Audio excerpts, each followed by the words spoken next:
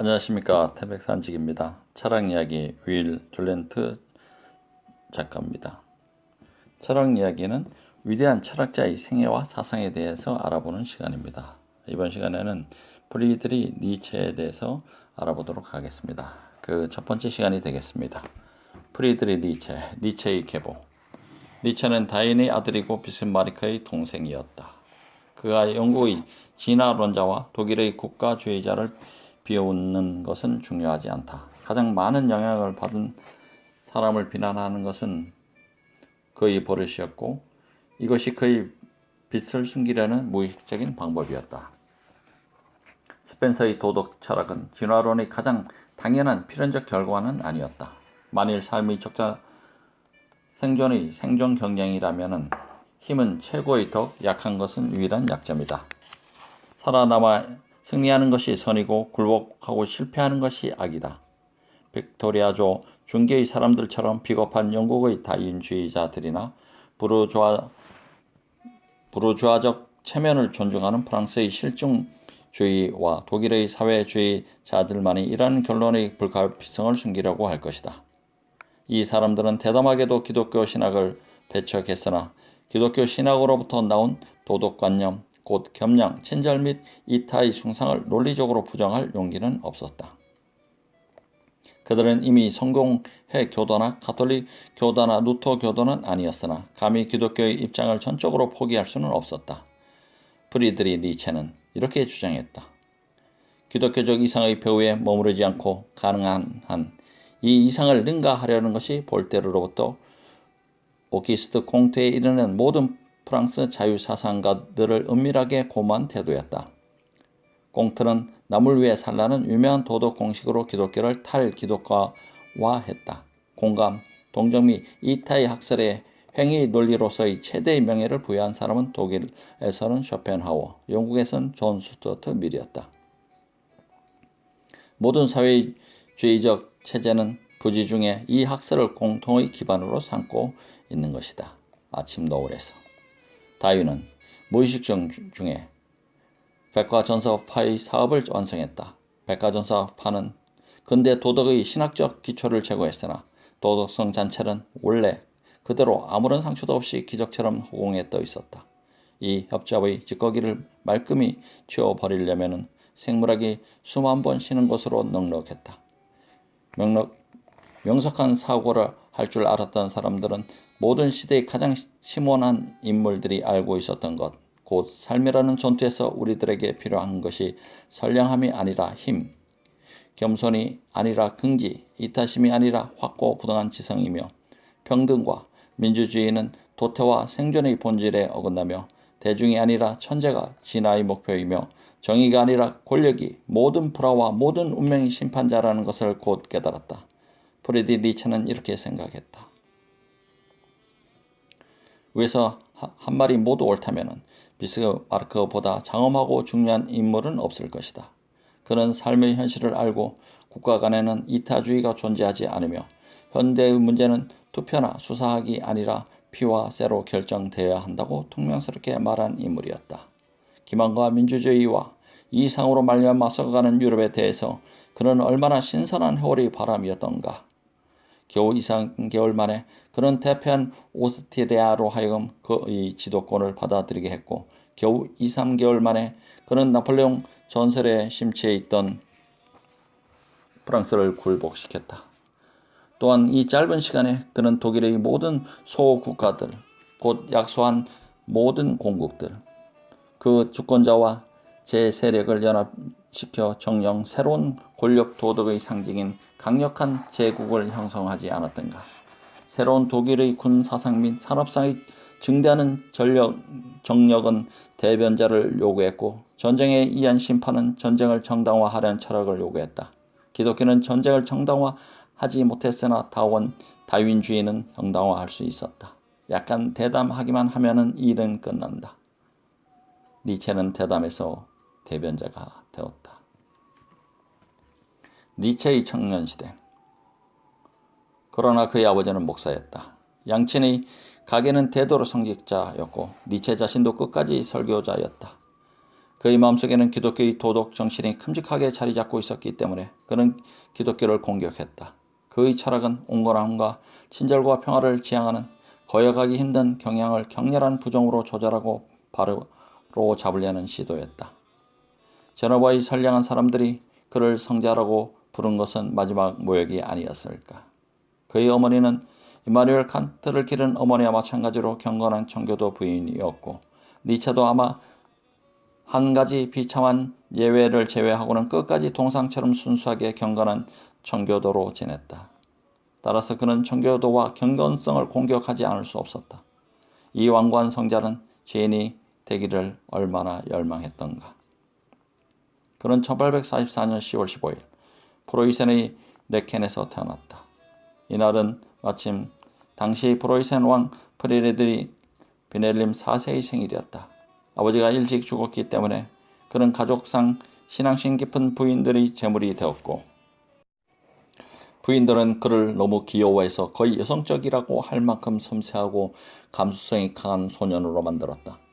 그는 새 둥지를 헐어버리고 가수원을 습격하고 군대놀이를 하고 거짓말을 하는 이웃의 악동을 싫어했다. 그부들은 그를 작은 목사라고 불렀고 한 그분은 교회 안의 예수라고 평했다. 혼자서 성경을 읽거나 감상적인 목소리로 다른 사람에게 성경을 읽어주며 눈물을 흘리게 하는 것이 그의 각별한 기쁨이었다. 그러나 그의 마음속에는 억센 극기심과 긍지가 숨어 있었다. 18세 때 그는 조상이 믿어온 신에 대한 신앙을 잃고 그 후의 생애를 새로운 신을 찾는 데 바쳤다. 그는 이 신을 초인에게서 발견했다고 믿었다. 그는 후에 이러한 변화를 쉽게 받아들였다고 말했으나 그에게는 쉽게 자신을 기만하는 노릇이었으므로 그는 믿을 수 없는 자서전 작가다. 그는 주사위를 한번 던지는데 모든 것을 건 사람처럼 냉소적인 사람이 되었다. 종교는 그의 생활의 정수였으므로 이제 그의 생활은 공허하고 무의미한 것으로 생각되었다. 그는 갑자기 본가 라이프치히에서 대학교부들과 방탕한 생활을 보내게 되었고 남자들이 특기인 끼공과 음주를 억제해왔던 결복조차도 극복했다. 그러나 곧 그는 술, 여자, 담배에 혐오감을 느꼈고 반동적으로 당시 독일의 맥주에 얼큰하게 취한 상태를 엄청나게 경멸하며 맥주를 마시고 파이프 담배를 피우는 사람들에게는 명료한 인식이나 정밀한 사고가 불가능하다고 생각했다. 이 무렵 곧 1865년에 그는 쇼펜하우어의 의지와 표상으로서의 세계를 발견했고 이 책을 생애, 인생, 자기 마음을 무서울 만큼 분명하게 비춰주는 거울이라고 생각했다. 비극의 탄생에서. 그는 하숙에서 이 책을 한마디도 빼놓지 않고 탐독했다. 마치 쇼펜하우어가 나에게 친히 말을 하는 것 같았다. 나는 그의 신념을 느꼈고 그가 바로 내 눈앞에서 서 있는 것 같았다. 각 행마다 포기와 부정과 체념의 절규가 있었다. 쇼펜하우어 철학의 어두운 색깔은 니체의 사상에 끈질긴 영향을 남겼다. 교육자로서의 쇼펜하우어, 열렬한 신봉자였을 때만이 아니라 염세주의자로 태폐의 한 형태라고 비난하였을 때에도 그는 마음속으로 불행한 사람이었고 그의 신경 조직은 고통을 받도록 세밀하게 꾸며진 것 같았으며 비극을 삶의 기쁨이라고 찬양한 것도 단지 또 하나의 자기 기만 같았다. 오직 스피노자나 괴테만이 그를 쇼펜하우어로부터 구제할 수 있을 것이다. 그러나 그는 침착과 운명애를 설교하면서도 스스로 실천한 적은 없었다. 현인의 평정과 균형 잡힌 정신의 침착성은 그의 몫이 아니었다. 23세 때 그는 군에 징집되었다. 그러나 낙마로 가슴의 근육에 상처를 입었기 때문에 징집병사는 어쩔 수 없이 제대했다. 군대 생활로부터 그는 정반대되는 생활, 언어학자로서의 학구 생활로 옮겨왔다. 전사가 되는 대신 박사가 된 것이다. 25세 때 그는 바젤 대학교의 언어 교수로 임명되었고 그는 안전한 거리를 갖고 비스마르크의 철혈 정책을 찬양할 수 있었다. 그는 앉아서 일하는 비영웅적 직업을 택하면서 묘한 후회감을 느꼈다. 한편 의사와 같은 활동적인 직업을 택했으면 좋았을 것이라고 생각하면서도 동시에 음악의 매력을 느꼈다. 그는 인류 피아니스트가 되어 몇 곡의 소나타를 작곡했다. 그는 음악이 없으면 나에게 생활은 오류일 것이라고 말했다. 바젤에서 멀지 않은 트리브센에서는 음악의 거리 거장 리하르트 바그너가 유부녀와 함께 살고 있었다. 1869년 니체는 초대를 받아 바그너와 함께 크리스마스를 보냈다. 니체는 미래의 열렬한 음악광이었고 또한 바그너는 학식과 대학의 권위로서 자신에게 도움이 될 풋내기 학자를 소홀히 대접하지 않았다. 위대한 작곡가에게 매혹되어 니체는 그의 첫 번째 책을 쓰기 시작했는데 비극의 탄생을 말한다. 이 책은 그리스 극으로부터 시작해서 니벨룽겐의 반지로 끝나고 바그너의 작품. 세상을 향해 바그너를 현대의 아이스킬로스라고 설교할 예정이었다. 그는 분주한 군중을 피해 조용히 글을 쓰고자 알프스 산으로 들어갔다. 그는 여기서 1870년에 독일과 프랑스 사이에 전쟁이 일어났다는 소식을 들었다. 그는 주저했다. 그리스의 정신과 시, 극, 철학 및 음악의 모든 뮤즈의 여신들이 그를 축복해주고 있었기 때문이었다. 그러나 그는 조국의 부름을 물리칠 수 없었다. 약한 시력 때문에 그는 전선에 나가지 못하고 간호병으로 만족해야 했다. 따라서 그는 무서운 일을 많이 보기는 했지만 싸움터의 잔인한 현실을 알지는 못했으므로 후에 그의 소심한 영혼은 비경험자의 온갖 강렬한 상상력에 의해 이 잔인한 현실을 이상화하려고 했다. 그의 예민한 감수성으로는 간호조차도 벅찬 일이었고 피를 보면 기분이 나빴다. 그는 병석에 눕게 되어 새약한 몸으로 집에 돌아왔다. 그 후로 그의 신경은 셀리와 같았고 그와 같은 칼라일 같았다. 그의 위는 칼라일 같았다. 전사의 갑옷 밑에는 여자의 영혼이 숨어 있었다. 니체와 바그너 1872년 초 니체는 그의 최초의 그리고 유일하게 완성된 책 곧 음악의 정신으로부터의 비극의 탄생을 출판했다.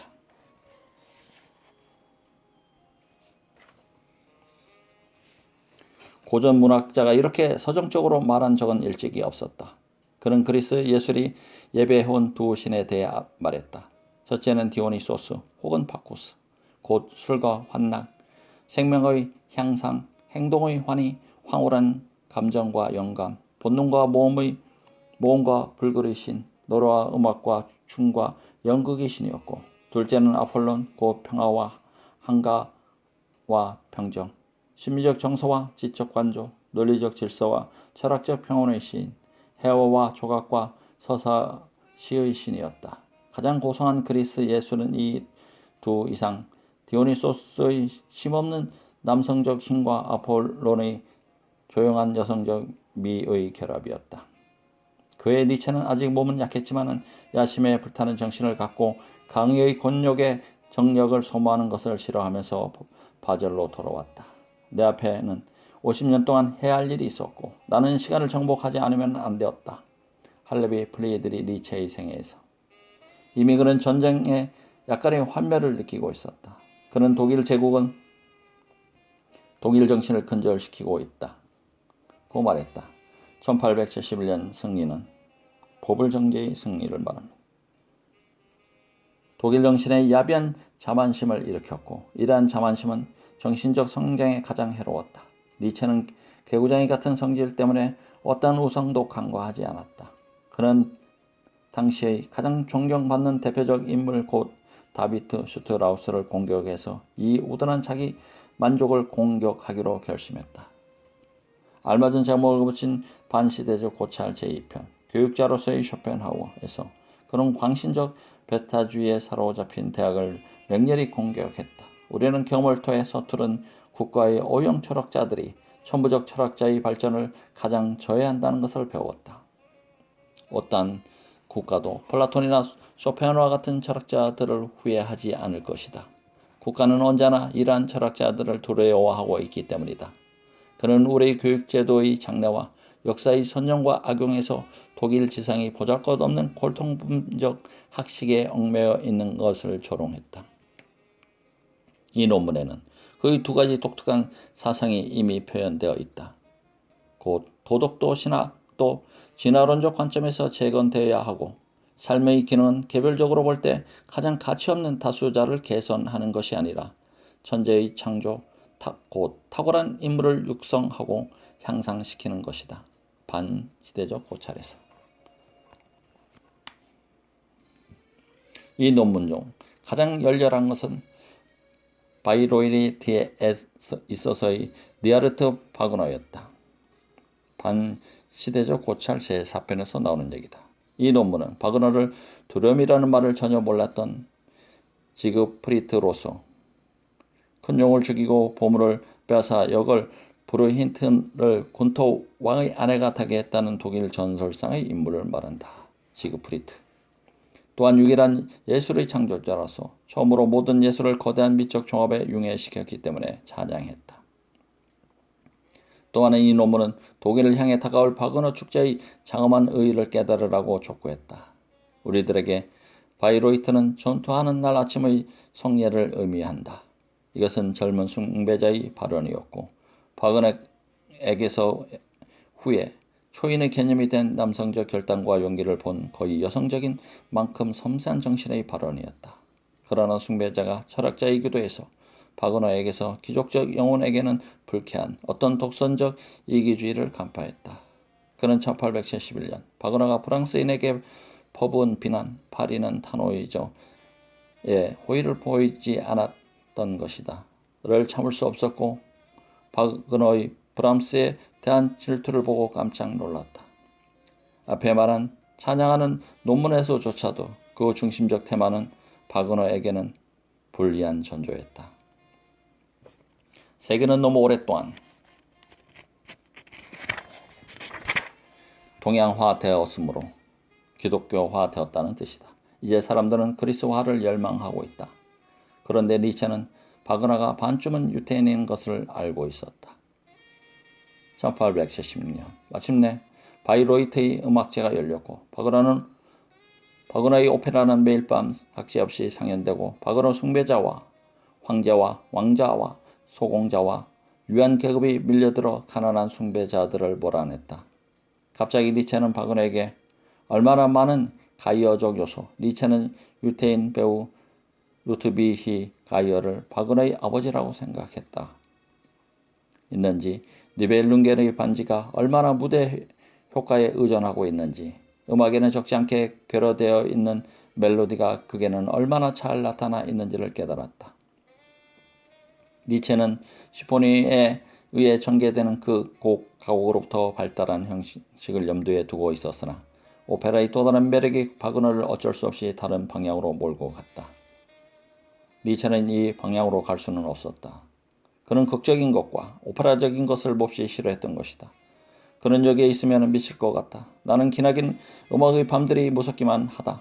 더 이상 참을 수가 없구나. 1876년 8월 5일 자로 누이 동생에게 보낸 편지에서 이렇게 적었다. 따라서 그는 바그너의 최대의 승리로 온 세상이 바그너를 찬양하고 있을 때 바그너에게 이 한마디 인사도 없이 달아나 버렸다.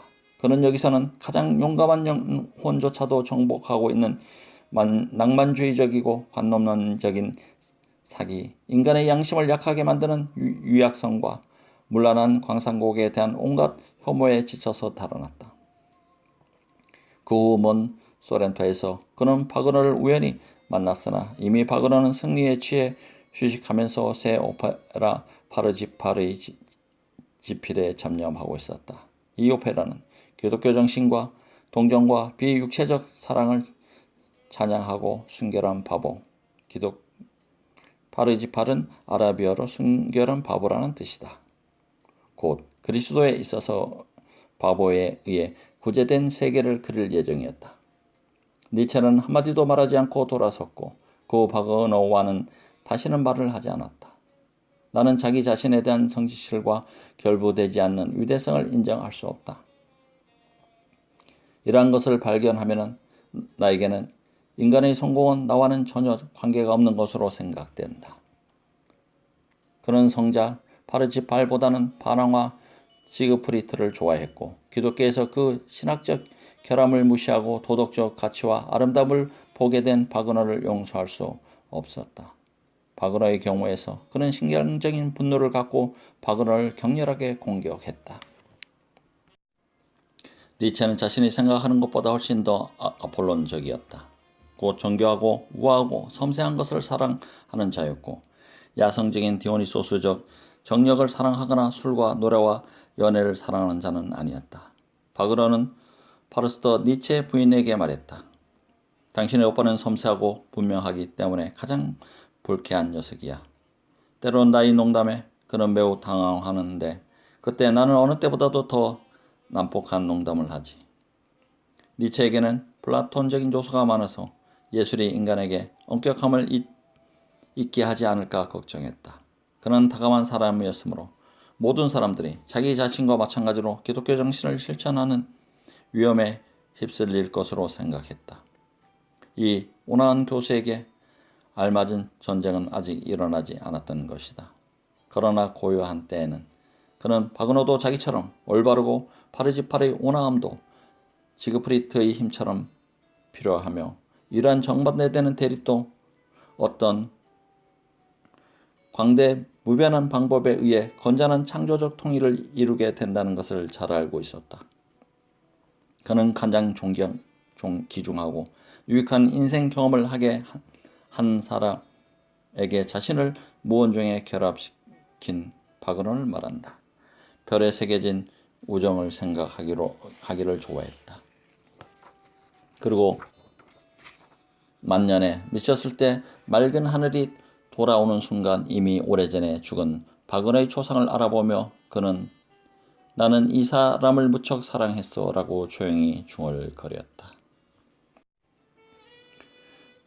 프리드리 니체 자라투스라의 노래. 이제 그는 그를 저버릴 듯한 예술로부터 과학이 냉정한 아폴론적 분위기는 트리뷰션과 바이로이트의 디오니소스적 열기와 소동을 겪은 후의 그의 영혼을 맑게 해주었다. 어떠한 폭군도 침입하지 못하는 피난처를 제공하는 철학으로 피신했다. 스피노자처럼 그는 격정을 검토함으로써 그의 격정을 진정시키려고 했다. 우리들에게는 감정의 화학이 필요하다고 그는 말했다. 따라서 다음 저서 너무나 인간적인 1878년에서 1880년 그는 심리학자가 되어 외과 의사처럼 가차없이 가장 섬세한 감정과 가장 소중히 여기는 신앙을 분석하고 가장 심한 반동기였음에도 불구하고 매우 대담하게 이것을 악명 높은 볼테르의 공적으로 돌렸다. 그는 이 책을 바그너에게 보냈고 그 대신 파르지팔을 받았다. 그 후 그들은 다시는 편지를 주고받지 않았다. 그 후 작년의 절정이었던 1879년 그는 심신이 쇠약해져 빈사 상태에 빠졌다. 그는 초연하게 죽음을 맞이했다. 그는 누이 동생에게 약속해라. 내가 죽으면 내 친구들만을 내 관 옆에 서 있게 하겠다고. 호기심 많은 녀석들은 안 돼. 내가 무기력할 때 무덤 옆에서 목사나 그런 종류의 인간들이 거짓말을 해서는 안 돼. 나를 정직한 이교도로 묻어다오. 라고 말했다. 그러나 그는 회복되었기 때문에 이 영웅적 장례는 연기되었다. 이 병 때문에 그에게는 건강과 태양, 상과 웃음과 춤, 카르멘의 남방의 음악에 대한 사랑이 싹텄고 이 병 때문에 죽음과의 투쟁에서 생긴 보다 강한 의지, 인생의 괴로움과 고통 속에서도 아름다움을 느끼는 긍정을 배웠고 이 병 때문에 스피노자처럼 유쾌하게 자연의 제한과 인간의 운명을 받아들이려는 가련한 노력도 생겼을 것이다. 인간의 유대성을 나타내는 나의 공식은 운명애이다. 필연적인 것은 감내할 뿐 아니라 사랑해야 한다. 슬프구나. 말하기는 쉬워도 행하기는 어렵다는 것은. 그의 다음 책 제목 아침 노을 1881년과 즐거운 지혜 1882년 회복의 기쁨을 반영하고 있다. 이 책은 그 후의 저서보다 훨씬 논조가 부드럽고 어휘도 온건하다. 이제 그는 1년 동안 대학이 제공한 연금으로 조용한 생활을 하고 있었다. 자존심이 강한 철학자는 마음조차도 약해져서 갑자기 사랑을 느끼게 되었다. 그러나 누살메로는 그의 사랑에 응답하지 않았다. 니체의 눈은 그녀를 즐겁게 하기에는 너무나 날카롭고 신mon했다. 바울레는 덜 위험했고 파겔로 박사는 니체에게 뷰세의 역할을 했다. 니체는 절망에서 달아났고 도중에 여자에 대한 여러 가지 경고를 지었다. 사실 그는 소박하고 열정적이고 낭만적이고 단순할 만큼 상냥했다. 상냥한 성격에 대한 그의 투정은 쓰라린 환멸과 결코 낫지 않을 상처를 남겨놓은 미덕을 몰아내려는 노력이었다. 이제 그는 마음껏 고독할 수 없었다. 침묵하기가 어렵기 때문에 인간과 함께 사는 것은 어둡다. 그는 이탈리아에서 알프스의 공원 상편 엔가딘의 실스 마리아로 남자도 여자도 사랑하지 않고 인간을 조국하기를 기원하면서 옮겨갔다. 그리고 여기 쓸쓸한 공원에서 그의 최대 걸작의 영감이 떠올랐다. 나는 기다리며 여기 앉아있다. 기다려도 소용없을 것을 기다리면서 선악을 넘어서서 때로는 빛을 때로는 그림자를 즐기면서 있는 것은 오직 호수, 대낮, 끝이 없는 시간뿐. 그때 나의 보시어 갑자기 한 사람이 두 사람으로 되었다. 이제 그의 영혼은 넘쳐 흘렀다. 그는 새로운 스승 조로아스터를, 새로운 신 초인을, 새로운 종교 영혼 회기를 발견했다. 이제 그는 노래하지 않을 수 없었다. 철학은 그의 불타는 영감으로 말미암아 시로 변했다. 나는 한 가지 노래를 부를 수 있고 이 노래를 부르려고 한다. 비록 빈집에 홀로 있어서 내 기만이 듣는다 하더라도. 이 말에 얼마나 고독이 나타나 있는가. 그대 거대한 천재여, 그대에게 그대가 비춰줄 수 없다면 그대의 행복은 어떻게 될까? 보라, 나는 꿀을 너무 많이 모은 꿀벌처럼 나의 지혜에 지쳤고 나에게는 나를 향해 내미는 여러 손이 필요하다. 그래서 그는 자라투스트라는 이렇게 말했다를 썼고 1883년 니하르트 바그너가 베니스에서 죽은 신성한 시각에 를 탈고했다. 이 책은 파르지팔에 대한 그의 당당한 대답이었으나 파르지팔의 작가는 이미 이 세상 사람이 아니었다. 이 책은 그의 걸작이었고 그도 이러한 사실을 알고 있었다. 후에 니체는 이 책에 대해 다음과 같이 말했다. 이 책은 독자적인 위치를 차지하고 있다. 시인들은 젖혀놓기로 하자. 이와 같이 넘쳐 흐르는 힘으로부터 태어난 책은 다시는 없을 것이다. 온갖 위대한 영혼의 모든 정신과 선의를 모아놓아도 자라투스트라의 말 한마디로 만들어내지는 못하리라. 이 사람을 보라. 약간의 과장이 있기는 하다. 그러나 이 책은 분명히 19세기 걸작 중의 하나이다. 그렇지만 니체는 이 책을 출판하는 데 공경을 겪었다. 출판사가 50만 권의 찬송가집을 주문받고 그 다음에는 대대적으로 반유태인 팜프렛을 내놓기 때문에 제1부의 인쇄는 늦어졌고 제4부의 돈벌이의 관점에서는 전혀 가치가 없기 때문에 출판사는 인쇄를 거절했다. 따라서 저자는 자비로 제4부를 출판해야 했다. 팔린 것은 40권이었고 7권이 기증본으로 나갔다. 기증본을 받았다고 알려온 사람은 단 한 사람뿐이었고 칭찬한 사람은 한 사람도 없었다. 이만큼 고독한 사람도 없었을 것이다. 자라투스트라는 그의 페르시아의 원형 조로아스터처럼 30세 때 은둔 생활을 하던 산에서 내려와 군중에게 설교하기 시작했으나 군중은 그에게 등을 돌리고 줄타기의 재주를 본다. 줄타기는 떨어져 죽는다. 자라투스트라는 시체를 짊어지고 간다. 그대는 위험한 일을 그대의 천직으로 삼고 그대의 천직 때문에 파멸했으므로 나는 손수 그대를 묻어주는 것이다. 그는 위험하게 살아라. 그대의 도시를 베수비우 오스산기슭에 건설하라. 그대의 배를 탐험하지 않는 바다로 내보내라. 전쟁 상태에서 살아라. 라고 설교한다. 그리고 신을 믿어서는 안 된다는 것을 명심하라. 자라투스트라는 산을 내려오다가 늙은 은자를 만나는데 은자는 그에게 신에 대해 말한다. 그러나 자라투스트라는 이 은자와 헤어진 다음 마음속으로 다음과 같이 말한다. 도대체 이런 일이 있을 수 있을까? 저 늙은 성자는 숲속에 살고 있어서 신이 죽었다는 것을 전혀 듣지 못했구나. 그러나 물론 신은 죽었다. 모든 신이 죽은 것이다. 정녕 늙은 신들은 벌써 오래전에 최후를 맞이했다. 그리고 정녕 늙은 신들은 착하고 즐거운 신들로서 최후를 맞이했던 것이다. 늙은 신들, 그리스의 제신들을 말한다. 황혼 속으로 사라져버린 것은 아니다. 바그라의 신들의 황혼에 대한 공격이다. 그것은 거짓말이다. 오히려 늙은 신들은 일찍 죽도록 웃었던 것이다. 이 일은 신을 가장 부정하는 말이 어떤 신의 입에서 나왔을 때 일어났다. 기독교의 유일신을 말한다. 그 말은 신은 유일하다. 그들은 나 이외의 다른 신을 섬겨서는 안 된다는 것이다.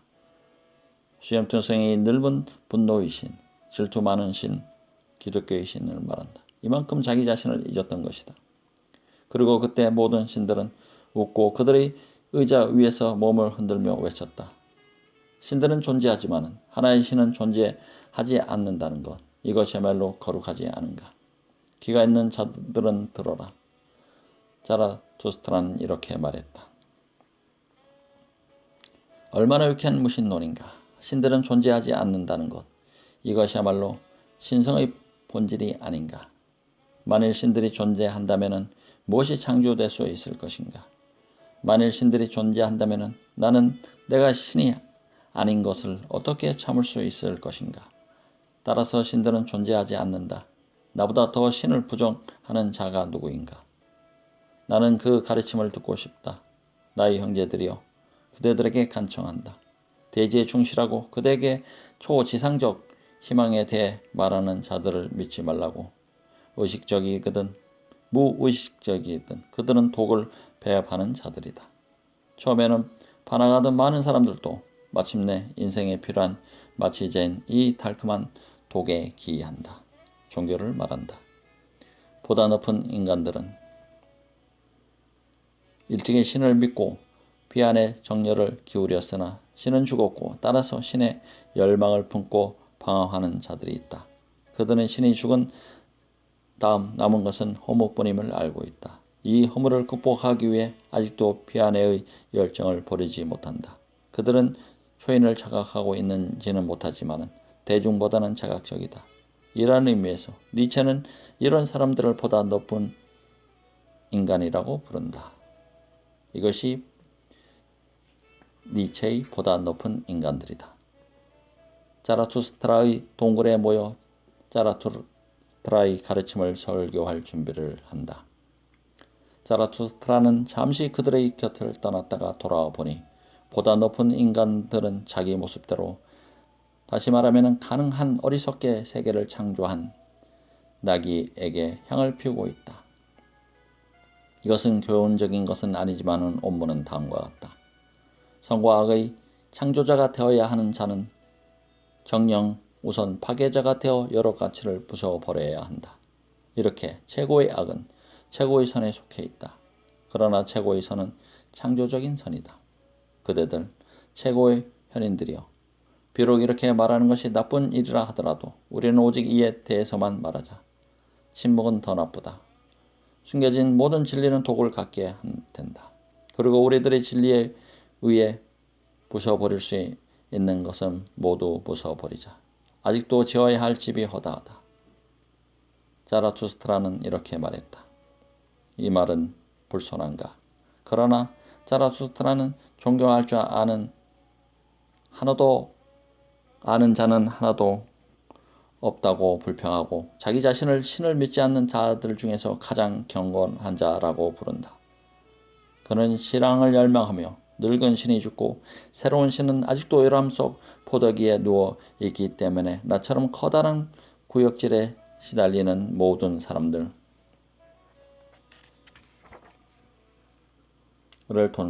동정한다. 그래서 그는 새로운 신의 이름을 선포한다. 모든 신은 죽었다. 이제 우리들은 초인이 살게 되기를 바란다. 나는 그대들에게 초인을 가르친다. 인간은 초국되어야 할 그 무엇이다. 그대들은 인간을 초국하기 위해 무엇을 했는가? 인간의 위대함은 그가 다리일 뿐 목적이 아니라는 데 있다. 인간의 사랑스러움은 그가 과도이며 지나가는 과정, 몰락이라는 데 있다. 나는 사랑한다. 몰락하는 자로서 살 뿐. 그 밖의 삶을 모르는 자를 그는 저쪽을 향해 건너가기 때문이다. 나는 사랑한다. 커다란 경머를 가진 자를. 그는 위대한 숭배자이며 피아노로 날아가는 동경의 화살이기 때문이다. 나는 사랑한다. 몰락과 희생의 원인을 성신의 후배에서 배후에서 구하지 않고 언젠가는 대지가 초인의 것이 되도록 대지를 위해 희생되는 자를. 지금은 인간이 자기 목표를 세워야 할 때다. 지금은 인간이 가장 빛나는 희망의 싹을 심을 때다. 나에게 말하라. 나의 형제들이여. 아직도 인류에게 목표가 없다면 마찬가지로 인류 그 자체도 아직은 없는 것이 아닌가. 가장 가까이 있는 자들에 대한 사랑보다는 가장 멀리 있는 자들, 미래의 사람들에 대한 사랑이 더 고귀하다. 니체는 모든 독자들이 니체 자신을 초인으로 생각할 것으로 예측한 듯하다. 그는 초인은 아직 태어나지 않았다고 고백함으로써 이렇게 생각하는 것을 예방하려고 하기 때문이다. 우리는 단지 초인의 선구자, 초인의 토양이 될 수 있을 뿐이다. 그대의 능력이 미치지 못하는 일은 무슨 일이든 원하지 말라. 그대의 능력 이상으로 유독해지려고 하지 말라. 그리고 개연성에 어긋나는 일을 그대 자신에게 요구하지 말라. 초인만이 알게 될 행복은 우리들의 것이 아니다. 우리들의 최상의 목표는 일이다. 오래전에 나는 나의 행복을 위한 노력을 포기했다. 이제 나는 오직 일하려고 할 뿐이다. 니체는 자기 모습대로 신을 창조한 것으로 만족하지 않는다. 그는 자신의 불변의 존재로 만들어야 하는 것이다. 따라서 초인 다음에는 영원 회귀가 온다. 만물은 조금도 변함없이 무한히 회귀할 것이다. 니체 자신도 회귀하고 피와 쇠의 독일도 누더기를 입고 죄를 뒤집어 쓰고 참회하는 독일도 무지로부터 자라투스트라는 이렇게 말했다에 이르는 모든 노작도 회귀할 것이다. 이것은 무서운 이론이고 삶을 긍정하고 승인하는 가장 용감한 궁극적 형식이다. 도대체 이렇게 되지 않을 까닭이 무엇인가? 가능한 현실적 결합은 유한하고 시간은 무한하다. 언젠가는 불가피하게 물질과 생명은 전에 가졌던 형태와 동일한 형태를 갖게 될 것이고 이러한 숙명적 반복으로 말미암아 모든 역사는 구불한 과정을 다시 되돌아가지 않을 수 없다. 결정론은 우리들이 이 오솔길로 몰고 간다. 자라투스트라는 최후의 가르침을 말하기를 꺼리는 것은 이상한 일이 아니다. 어떤 목소리가 그에게 걱정할 것이 없지 않은가? 자라투스트라예요. 그대가 하고 싶은 말을 하고 부셔버려라. 라고 말할 때까지 두려워하고 떨고 주저한 것은. 프리드리히 니체 첫 번째 이야기 여기서 마치겠습니다. 감사합니다. 태백산직이었습니다.